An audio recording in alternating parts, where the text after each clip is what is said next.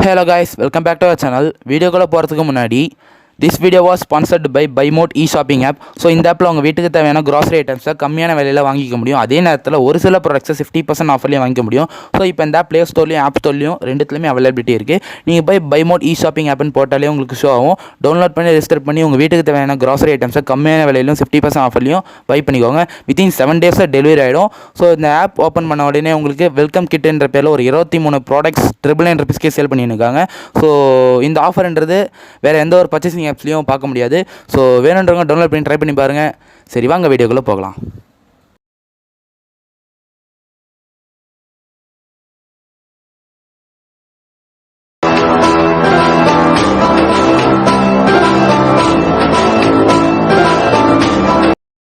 Okay guys, so ஒரு வழியாக வீடியோக்குள்ளே வந்தாச்சு. ஸோ இன்னைக்கான வீடியோ நம்ம எதை பற்றி பார்க்க போகிறோம்னா, ஒரு பேட் நியூஸ் ஒரு குட் நியூஸ் ரெண்டு இருக்குது. ஒரு பேட் நியூஸ் இல்லை, பல பேட் நியூஸ் இருக்குது. குட் நியூஸ் ஒன்று இருக்குது. என்ன விஷயம்னா, வருஷம் நடக்கிறது தான். ஸோ இன்றைக்கி நடந்திருக்கு குட் நியூஸ். ஸோ என்னன்றது நான் அப்புறமா சொல்கிறேன். பேட் நியூஸ் என்னென்னா, வரலாற்று காணாத ஒரு பேட் நியூஸ் நிறைய இருக்குது. அது என்னன்றதுனா இந்த வீடியோவில் நான் சொல்ல போகிறேன். So just relax and keep watch. கடைசி வரைக்கும் வீடியோ பாருங்கள். சரி வாங்க வீடியோக்குள்ளே போகலாம். ஓகே காய்ஸ், ஸோ ஒரு வழியாக வீடியோக்குள்ளே வந்தாச்சு. பேட் நியூஸ் சொல்கிறேன்னு சொல்லியிருந்தேன். ஸோ உண்மையாகவே சொல்கிறேன், ஒரு மனதையை உருக்கும் பதிவு இது. ஸோ ஒரு நம்ம திருவண்ணாமலையில் கிட்டத்தட்ட வரலாற்று காணாத மழை பெஞ்சிருக்கு. பல வருஷம் கழிச்சு பார்த்துக்கோங்க, பல வருஷம் கழிச்சு மழை பெஞ்சிருக்கு. ஸோ உண்மையாக சொல்கிறேன், ரொம்ப ரொம்ப ஒரு கவலைக்கிடமாக இருக்குது. இப்போ திருவண்ணாமலை அதாவது சென்னையில் வந்து பார்த்திங்கன்னா இந்தமாதிரி மழை பெஞ்சாதான் அந்த பாதிப்பு வரும். ஆனால் சென்னையில் வர பாதிப்புலாம் இப்போ நம்ம திருவண்ணாமலைக்கே வந்திருக்கு. சொல்லப்போனால் வரலாற்று காணாத மழை கிட்டத்தட்ட 11ஆம் மாதம் நவம்பர் 30 காலை 8:30 மணிக்கு ஸ்டார்ட் ஆச்சு. 8:30 போல் இருக்கும் ஸ்டார்ட் ஆன மழை. மறுநாள் 1 12ஆம் மாதம் நைட்டு 7:30 8 மணிக்கு தான் இன்னும் தான் இப்போ மழை நின்று இருக்குது. அதுக்கப்புறம் மழை கொஞ்சம் கொஞ்சம் தூறல் போட்டுன்னு இருக்குது. ஸோ கனமழை பெஞ்சது இந்த டைமிங் தான். அதுக்கப்புறம் கொஞ்சம் இப்போ தூறல் போட்டுன்னு இருக்குது. உண்மையாக சொல்கிறேன், வரலாற்று காணாத மழை பெஞ்சிருக்கு. எவ்வளோ பாதிப்பு இப்போ திருவண்ணாமலை கண்டுச்சு. இந்த ஒரு நாள் மழைக்கே விடாமல் பெஞ்சது கேஸ் கிட்டத்தட்ட. சரிங்களா? ஸோ ரொம்ப பெரிய பேரழிவு ஏற்பட்டிருக்கு. ஸோ இதுக்கப்புறம் எதுவும் நடக்காமல் பார்த்துக்கணும். நடந்தது எல்லாமே சீராகி பழையபடி திருவண்ணாமலை பழைய நிலைக்கு திரும்பணும். நான் கடவுள்கிட்ட வேண்டிக்கிறேன். நம்ம அண்ணாமலையாக தான் அதை புரியணும். கார்த்திகை தீபம் வேறு வருது. ஸோ எல்லாமே நல்லபடியாக நடக்கணும். ஸோ என்னென்ன பாதிப்பு ஏற்பட்டுன்றதான் பார்த்தா பேக்ரவுண்டில் பாருங்கள், வீடியோவாக போட்டிருப்பேன், உங்களுக்கே தெரியும். ஸோ ரொம்ப ரொம்ப நானே பார்த்ததில்லை இது வரைக்கும். ரொம்ப வருஷம் கழித்து தான் இந்த மழைன்றது பேஞ்சிருக்கு. இந்த மாதிரி விடாமல் பேஞ்சிருக்கு ராவும் பகலுமா. ஸோ உண்மையாக சொல்கிறேன், ரொம்ப ரொம்ப ஒரு அதாவது மக்களோட இயல்பு வாழ்க்கையே பாதிச்சிச்சு. ஸோ அந்தளவுக்கு மழை பெஞ்சிருக்கு. ஸோ நீங்கள் பார்த்துருப்பீங்க, வீடியோ நான் பேக்ரவுண்ட்லேயே போட்டுட்டேன். இப்போ கூட அந்த அதாவது பேகோபுரத்துக்கு பின்னாடி, நம்ம திருவண்ணாமலையில் பேகோபுரம் இருக்கவங்களுக்கு தெரியும். பேகோபுரத்துக்கு பின்னாடி வஉசி தெருன்னு ஒன்று போகுது. அந்த 9வது 11வது தெருன்னு நினைக்கிறேன். அந்த தெருவில் மலைக்கு மேலே இருக்க வீடுங்களில் ஒரு 3 வீடு கிட்ட மலையிலேருந்து பாறை உருண்டு வந்து அந்த வீடு மேலே வந்து நசுங்கிட்டு இருக்குது. கிட்டத்தட்ட 7 பேர் வந்து பார்த்தோன்னா கவலைக்கிடமாக இருக்காங்க. அதாவது இன்னும் கண்டுபிடிக்கல. மீட்பு பணி தீவிரமாக தான் இருக்குது. பட் ஆனால் எதுக்கும் யாராலும் கண்டுபிடிக்க முடியல. அதாவது மீட்பு பணியை இப்போ நிறுத்தி வச்சுருக்காங்க. ஏன்னா நம்ம ஊருக்கு இப்போ ஒரு தேவையான ஃபோர்ஸ் இல்லை இப்போ நம்ம கண்டுபிடிக்கிறதுக்கு. அவங்க 7 பேரை வந்து பார்த்தோன்னா புதஞ்சிட்டாங்க அந்த பாறை வெந்துருவே இப்போ. ஸோ ரொம்ப கவலைக்கிடமாக தான் இருக்குது. அந்த 7 பேர் கண்டுபிடிக்க முடியல. அந்த பாறை வேந்தரில் அந்த வீடியோ வந்து பார்த்தா இப்போ மண்ணில் அப்படியே அமுங்கிச்சின்னு சொல்லியிருக்காங்க. நியூஸ் அதான் போயினுக்கு. நான் என்னால் வெளியே போக முடியல. பட் என்னால் முடிஞ்சளவுக்கு நான் வெளியே போய் ஒரு சில ஷூட்ஸ்லாம் எடுத்திருக்கேன். ஸோ அதுக்கான பேக்ரவுண்ட் ஆட் பண்ணுற பார்த்துக்கோங்க. ஸோ அது அவர் முடியாத ஃபோட்டோஸ்லாம் வந்து பார்த்தா நியூஸ்லேருந்து ஸ்க்ரீன்ஷாட் வீடியோஸ்லாம் எடுத்து போட்டிருக்கேங்க. ஸோ பாருங்கள், இது இன்னும் நல்ல ரீச் ஆகலை, சொன்னால்தான் தான் நான் எடுத்து போட்டிருக்கேன். ஸோ ரொம்ப பெரிய பாதிப்பு. பாறை வந்து கிட்டத்தட்ட 3 வீடு நசுங்கிச்சு. உள்ளே இருந்தவங்க 7 பேர் வந்து பார்த்தா மண்ணோட மண்ணால் புதஞ்சிருக்காங்க. ஆனால் மீட்பு பணி இன்னும் தொடரில் நிறுத்தி வச்சுருக்காங்க. வேறு ஒரு ஃபோர்ஸ் விழுப்புரத்துலேருந்து இறக்கணும்னு சொல்லியிருக்காங்க. ஸோ வந்துருக்காங்க. எப்படி இருந்தால் அநேகமாக நாளைக்கு காலைல அந்த மாதிரி முடிஞ்சிடும். ஸோ கன்ஃபார்ம் வந்து பார்த்தா அந்த 7 பேருக்கு எதுவும் ஆயிருக்கக்கூடாதுன்னு நான் கடவுள்கிட்ட வேண்டிக்கிறேன். ஸோ கைஸ், முடிஞ்ச அளவுக்கு இந்த திருவண்ணாமலையில் இருக்கவங்க அந்த மழை டைமில் வெளியேருந்து வராமல் இருக்க பார்த்துக்கோங்க. ஏன்னா இந்த மழைன்றது ரொம்ப வருஷம் கழிச்சு இந்தமாதிரி பேஞ்சிருக்கு. பேரழிவு நடந்துருச்சு இப்போ.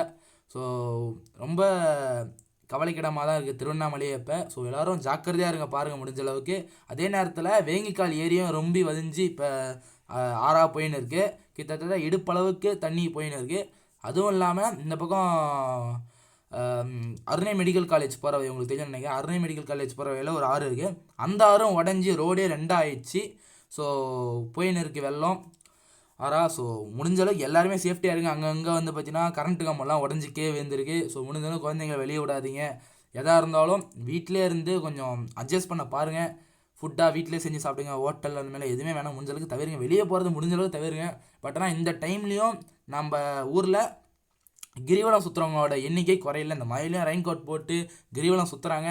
ஸோ பட் ஆனால் அது அந்த ஆபத்துன்றது நிறைய பேர் தெரியல. ஏன்னா வெளியூர் ஜனம் அதிகமாக வராங்க, உங்களுக்கே தெரிஞ்சிருக்கும். திருவண்ணாமலையாளர்கள் மெயினாக நல்லாவே புரியும்.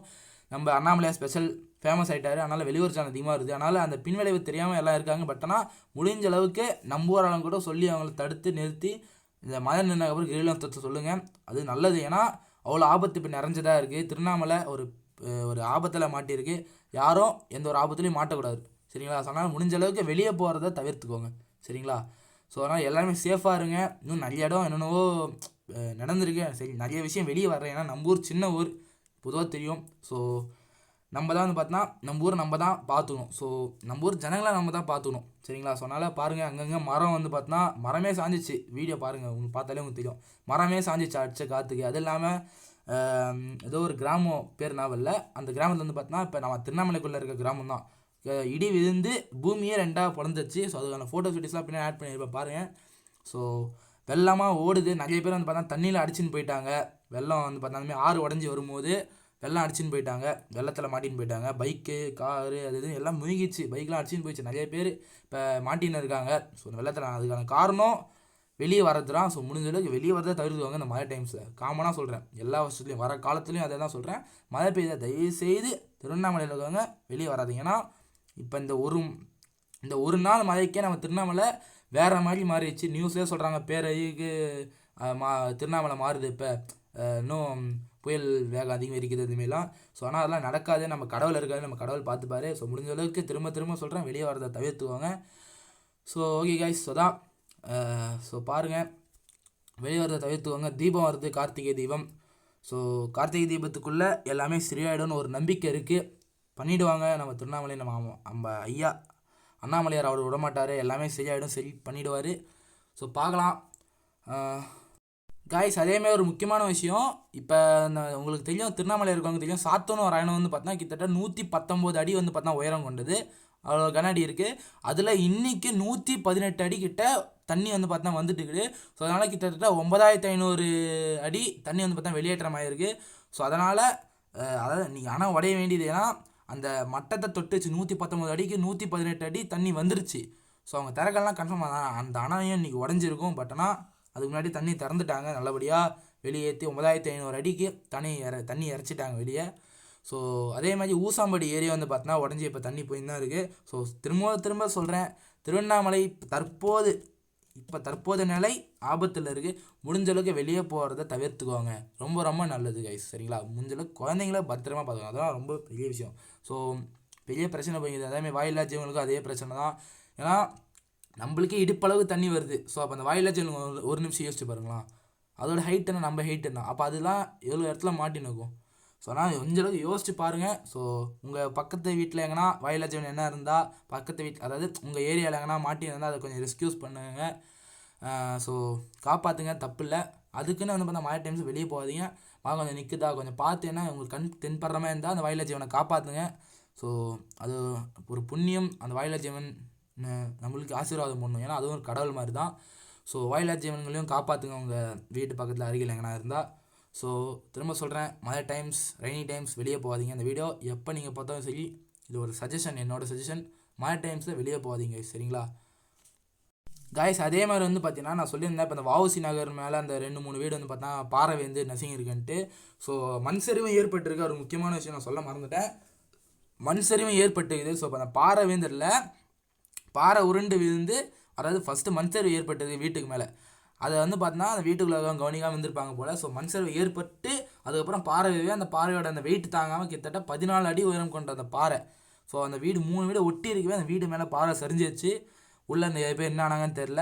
ஸோ கடவுள்கிட்ட வேண்டிப்போம் அந்த 7 பேருக்கு எதுவும் ஆகக்கூடாது நான் நினைக்கிறேன். ஸோ மீட்பு பண்ணி தீவிரம் இருக்கிறது.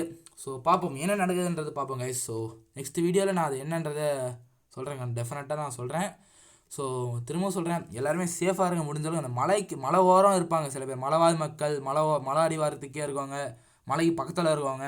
ஸோ முடிஞ்ச அளவுக்கு உங்கள் வீட்டை விட்டு தூரமாக போங்க, தூரமாக போய் இருங்க. உங்கள் சொந்தக்கார வீட்டுக்கோ இல்லை போலீஸ்கிட்ட இன்ஃபர்மேஷன் பண்ணி வேறு இடத்துக்கு மாட்டுங்க என்ன இன்ஃபர்மேஷன் சொல்லி அந்த இடத்த விட்டு போயிட்டீங்கன்னா அதெல்லாம் நல்லது. ஏன்னா இப்போ ஒரு ஃபேமிலி மாட்டிச்சு, ஒரு அப்பா ஒரு புள்ள, அதாவது ஹஸ்பண்ட் அண்ட் ஒய்ஃப், அவங்க பசங்க, அப்புறம் அவங்க நெய்பர்ஸ் உறவினர்கள் அந்த வீட்டில் இருந்திருக்காங்க. 7 பேர் கிட்ட இறந்துட்டாங்க.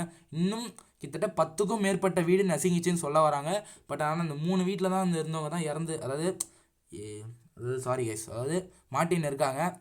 ஸோ ஆனால் என்ன அவங்களோட நிலைமை என்னன்னு தெரில. ஸோ பார்ப்போம். ஸோ கடவுள்கிட்ட வேண்டிக்கோங்க, அவ்வளோதான் சொல்ல முடியும். இன்னும் நிறைய வீடு நசுங்கிச்சு. பட் ஆனால் அதுலேருந்து ஆளுங்க தப்பிச்சிட்டாங்க. ஸோ அதனால் தெய்வ செயல் எப்படியோ. பட் ஆனால் இதுக்கப்புறம் இந்த விபத்து நடக்காமல் பார்த்துக்கணும், அது நம்ம கையில் தான் இருக்குது. சரிங்களா? ஸோ அதனால் முடிஞ்ச அளவுக்கு உங்கள் ஃப்ரெண்டு யாரா வெளியே போனாலும் அவங்ககிட்ட கால் பண்ணி வெளியே போவதான் சொல்லி நிறுத்துங்க. சரிங்களா? அப்போ தான் இந்த ஆக்சிடென்ட்ஸை எல்லாம் தடுக்க முடியும்.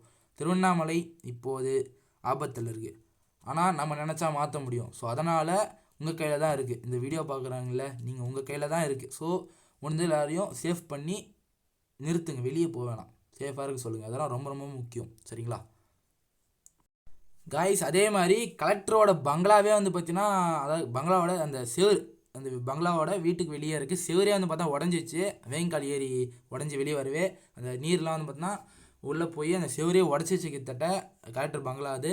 ஸோ இதில் அதாவது உங்களுக்கு என்ன சொல்ல வரேன்னா, கலெக்டர் பங்களாக்கே அவர் பங்களாவோட எவ்வளோ ஸ்ட்ராங்காக கட்டியிருப்பாங்க கலெக்டர் பங்களா, அந்த பங்களாக்கே அவ்வளோ நிலமனா அப்போ சுற்றி இருக்க நம்ம வீட்டுங்களுக்கு என்னென்ன நிலமை வரும் கொஞ்சம் யோசிச்சு பாருங்கள். ஸோ அதனால தான் சொல்கிறேன், திரும்ப முடிஞ்ச அளவுக்கு சேஃப்டியாக இருங்கன்னு ட்ரை பண்ணுங்கள். சரிங்களா?